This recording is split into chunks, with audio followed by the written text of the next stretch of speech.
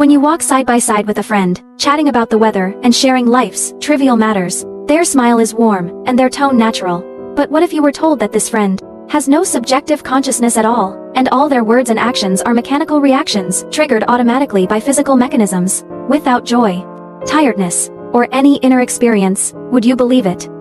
This is the famous philosophical zombie thought experiment in the field of philosophy, a profound proposition that seems absurd yet strikes at the very essence of consciousness. In the mid-20th century, with the rise of analytical philosophy and philosophy of mind, philosophers began to systematically focus on the issue of the essence of consciousness, and the concept of philosophical zombies gradually became clear.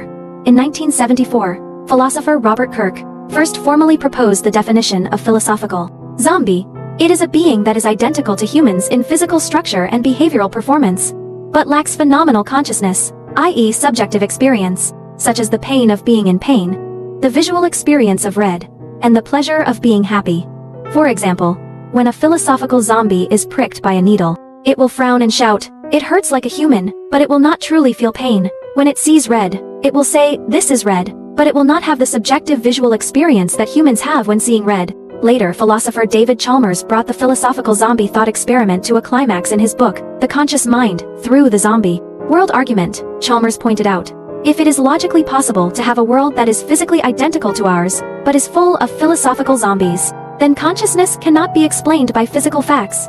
Because in this zombie world, all physical facts are consistent with our world, but consciousness does not exist. This means that consciousness is not an inevitable result of physical facts, thus challenging the core view of physicalism, the view that consciousness is a product of physical processes. This argument triggered a fierce debate in the field of philosophy of mind, making philosophical zombies one of the core thought experiments for exploring the essence of consciousness. The core feature of philosophical zombies lies in the contradiction between complete duplication at the physical level and complete absence at the conscious level. This contradiction makes it an ideal tool for dismantling the relationship between consciousness and physics, and its core connotation can be understood from three dimensions: identical physical structure to humans, from atoms and molecules to cells and organs, and then to the connection mode of the nervous system. The physical composition of a philosophical zombie is no different from that of a human, the neural activity patterns of its brain, the secretion of body hormones, and the mechanism of muscle contraction are all identical to those of humans. For example, when it sees an apple,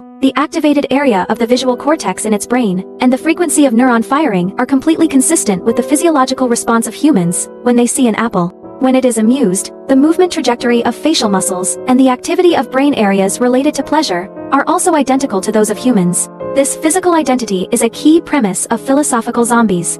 If there are differences in its physical structure from humans, it will be impossible to rule out the possibility that conscious differences originate from physical differences, and the significance of the thought experiment will be lost. Seamless behavioral performance with humans. The words, deeds, and emotional reactions of philosophical zombies are highly synchronized with those of humans, with no observable differences. It can talk, work, and socialize like a human and even write articles about conscious experience.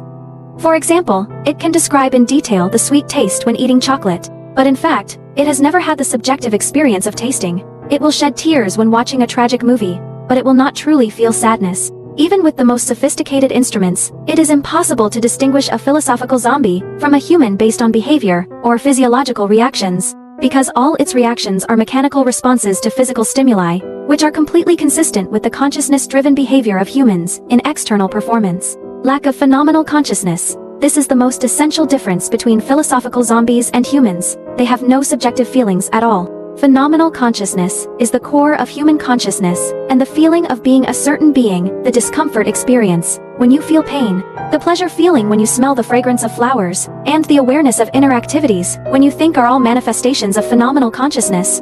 However, philosophical zombies do not have these. Their bodies will have physiological reactions to pain, such as increased heart rate and sweating, but they will not feel pain. Their eyes can receive light and transmit signals to the brain, but they will not see colors. They can say, "I am happy," but they will not experience happiness. This state of unconscious actor is precisely the most controversial and speculative feature of philosophical zombies. With the development of artificial intelligence technology, whether AI can generate consciousness has become a hot topic, and the thought experiment of philosophical zombies provides an important perspective for this problem. If AI can be highly similar to humans in behavior and physical structure, such as chips and algorithms in the future, and even simulate human emotional expressions such as sadness and happiness, how can we judge whether it has consciousness? This is essentially the question of whether AI is a philosophical zombie. Is it just simulating behaviors related to consciousness, but without real subjective experience?